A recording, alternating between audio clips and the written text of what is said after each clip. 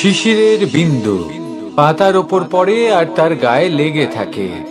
পাতা তাকে শুষে নিতে পারে না, আর শেষ পর্যন্ত সে ঝরে পড়ে যায়। অন্যদিকে রয়েছে মেঘ এবং চাতক। এদের মধ্যে অনেক দূরত্ব থাকে। মেঘ থাকে আকাশে আর চাতক থাকে ধরিত্রীতে। কিন্তু যখন এই মেঘ থেকে বৃষ্টি ঝরে পড়ে, এই চাতক কিন্তু সেই জলই পান করে, নয়তো সে তৃষ্ণার্ত থেকে যায়। এবার অন্যদিকে দেখলাম শিশির বিন্দু আর পাতার এই সম্পর্ক। এরা খুব কাছাকাছি থাকে, ঘনিষ্ঠও থাকে। অন্যদিকে রয়েছে মেঘ এবং চাতকের সম্পর্ক, যাদের মধ্যে অনেক দূরত্ব থাকা সত্ত্বেও তারা খুব ঘনিষ্ঠ, তাই না? এই সারমর্ম খুব সরল। এই নৈকট্য, এই দূরত্ব, তা আপনার সম্পর্কে প্রভাব কিছুতেই ফেলতে পারে না। এই নৈকট্য, এই দূরত্ব, এইসব হলো শুধুমাত্র মনের ব্যাপার। কখনো আপনি অনুভব করেছেন আপনি কারোর থেকে অনেক অনেক দূরে আছেন, অনেক দূরে আছেন, তাও সেই ব্যক্তির প্রতি আপনি টান অনুভব করেন।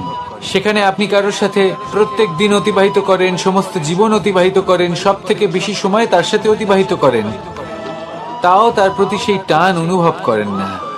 এই সংকেত হলো মনের দূরত্বের। তাহলে মনের এই দূরত্ব দূর করুন আর আমার সাথে।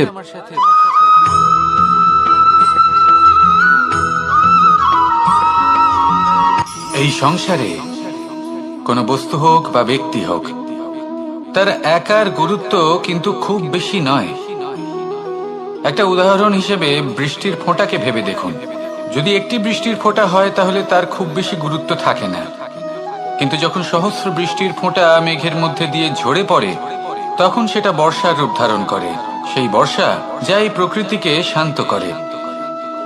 সেইভাবেই পাথরের ছোট টুকরো, তার খুব বেশি গুরুত্ব থাকে না, কিন্তু যখন অসংখ্য পাথরের টুকরো একত্রিত হয় তখন তা পর্বতের আকার ধারণ করে। সেইভাবেই কিছু মানুষ যখন একত্রিত হন তখন তৈরি হয় পরিবার। কিছু পরিবার যখন একত্রিত হয় তখন তৈরি হয় সমাজ। যখন অনেক সংখ্যক সমাজ একত্রিত হয় তখন তৈরি হয় রাজ্য। এবার এই রাজ্যের সব থেকে গুরুত্বপূর্ণ ব্যক্তি হতে পারেন রাজা, কিন্তু তাও সেই রাজা একা কিছু করতে পারেন না। যুদ্ধ লড়ার সময় তারও নিজের সৈন্যদলকে প্রয়োজন পড়ে। কিন্তু এই সংসারে এমন একজন ব্যক্তি আছেন যিনি একাই সব কাজ করতে থাকেন, এবং সেই ব্যক্তি হলেন মা।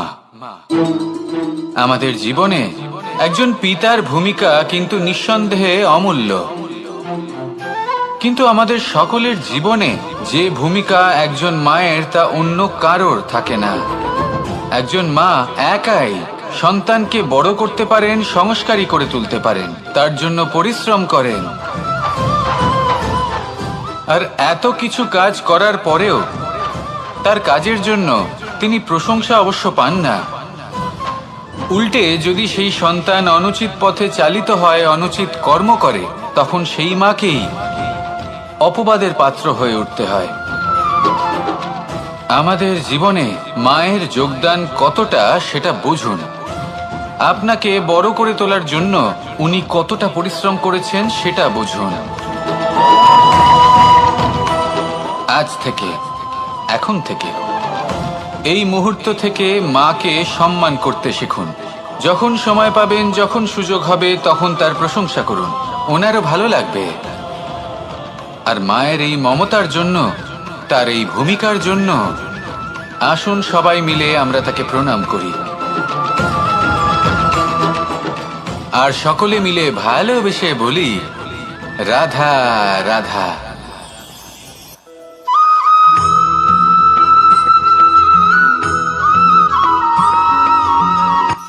এই সংসারে সাফল্য লাভ করার জন্য জ্ঞানের প্রয়োজন হয়, পরিশ্রমের প্রয়োজন হয়, দৃঢ় নিষ্ঠার প্রয়োজন হয়, নিরন্তর চেষ্টা করা প্রয়োজনীয়।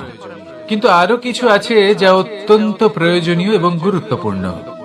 তা হলো ভালো বন্ধু। তাদের থাকা অত্যন্ত প্রয়োজনীয়। যদি ভালো বন্ধু থাকে তাহলে সময় এলে তারা ঢাল হয়ে আপনাকে সুরক্ষা করবেন। সময় এলে অস্ত্রের মতো শত্রুকে সংহারও করবেন। যদি তিনি জ্ঞানী হন, তাদের মধ্যে সদ্গুণ থাকে, তাহলে এই সব গুণ আপনার মধ্যেও প্রবেশ করবে। তাহলে সাফল্যের জন্য ভালো বন্ধু পাওয়া অত্যন্ত প্রয়োজনীয়। কিন্তু শুধু বন্ধু কেন, ভালো শত্রুও থাকা প্রয়োজনীয়। এবার আপনি ভাববেন, আমি কি বললাম? যদি আপনার জীবনেও ভালো অর্থাৎ শক্তিশালী শত্রু থাকে, তাহলে আপনিও শক্তিশালী হতে থাকবেন। এই শত্রু আপনাকে প্রেরিত করবে আরো বেশি শক্তিশালী হয়ে ওঠার। কখনো কোনো হরিণকে দেখুন, তীব্র গতিতে দৌড়তে থাকে। কেন তীব্র গতিতে দৌড়য়? এই কারণে নয় যে কোথাও তার জন্য মধুর ঘাস অপেক্ষা করে রয়েছে, না। সে এই কারণে তীব্র গতিতে দৌড়য় কারণ সেটা না করলে তার পেছনে একটি সিংহ আছে যে ওকে নিজের ভোজন করে ফেলবে।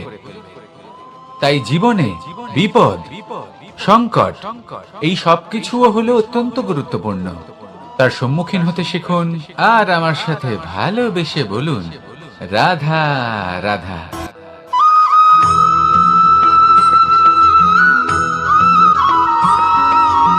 মানুষ জন্মগ্রহণ করে, তার সাথে ভয়েরও জন্ম হয়।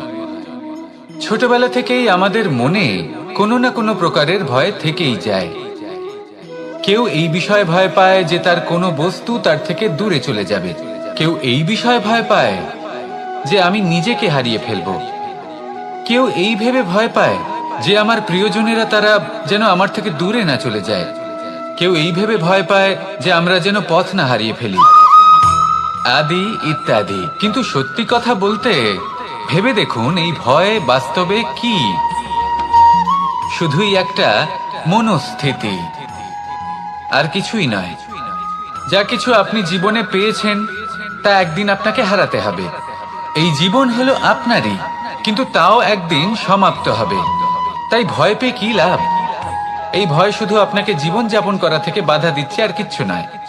পথ হারিয়ে ফেললেই বুঝতে পারবেন যে নতুন পথ কিভাবে বানাতে হয়। কিছু মানুষকে জীবন থেকে হারালে তবেই আপনি বুঝবেন যে আপনার আপনজনকে। এই ভয়ের কারণে ভীত হয়ে থাকবেন না। এই তারা নক্ষত্র অন্ধকারের অভাবে গুরুত্ব হারায়। শিবকেও মহাদেব হওয়ার জন্য বিষপান করতে হয়েছিল। প্রত্যেক পরিস্থিতি, প্রত্যেক সাফল্য আপনার পরীক্ষা নেবে। তাতে উত্তীর্ণ হওয়া হলো আপনার কর্ম। যখনই আপনি ভয় পাবেন বা সংকটের সম্মুখীন হবেন, তখন সাহসের সাথে তার সম্মুখীন হন। মনে রাখবেন, যে সম্মুখীন হতে জানে, সাফল্য তার সাথে সবসময় থাকে। আসুন আর আমার সাথে ভালোবেসে বলুন, রাধা রাধা।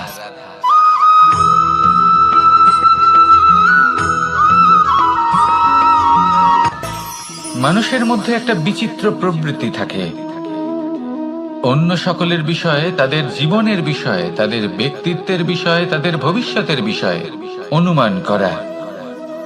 এটা হলো অনুচিত। কারোর অতীতকালকে দেখে লোকে ভবিষ্যৎ বলে দিতে পারেন, বর্তমানকে দেখে ভবিষ্যতের বিষয়ে অনুমান করে ফেলেন। উদাহরণ দিতে হলে বলবো, কোনো দাসকে দেখুন, ওকে দেখে লোকে বলে যে ওর ভবিষ্যৎ সেটাই হতে পারে, অনুমান করে ফেলেন। আর এই রাজাকে দেখুন, উনি তো কত সুখী হবেন, উনি তো জগতের সব থেকে অধিক সুখী মানুষ, কত সুখ সুবিধা আছে ওনার কাছে, ধারণা করে ফেলেন। তবে সত্য তো এটাই যে কারোর ব্যক্তিত্বের বিষয়ে, তাদের ভবিষ্যতের বিষয়ে আপনি পূর্ণ সত্য কখনোই বলতে পারবেন না, শুধু অনুমান করতে পারবেন। আর এই অনুমান করে সত্যি কোনো লাভ হয় না, কারণ এই কাল সেটা হলো অত্যন্ত শক্তিশালী। কালো থেকে কালোতর কয়লাকেও হিরেতে পরিণত করতে পারে, অনেক বড় বড় রাজাকেও বিদূষক বানিয়ে ফেলতে পারে এক মুহূর্তেই। তাহলে আপনি অনুমান করে কি লাভ? কি পেলেন অনুমান করে? সেই জন্য কারোর বিষয়ে কোনো অনুমান করবেন না, তার ভবিষ্যতের বিষয়ে অনুমান করতে যাবেন না, কারোর বিষয়ে কোনো ধারণা করে নেবেন না। কিছু করতে হলে ভালোবাসুন, সবার মধ্যে ভালোবাসা ছড়ান, সবার মধ্যে ধন্যাত্মক ভাব ছড়ান। এই মন প্রসন্ন হয়ে বলবে, রাধা রাধা।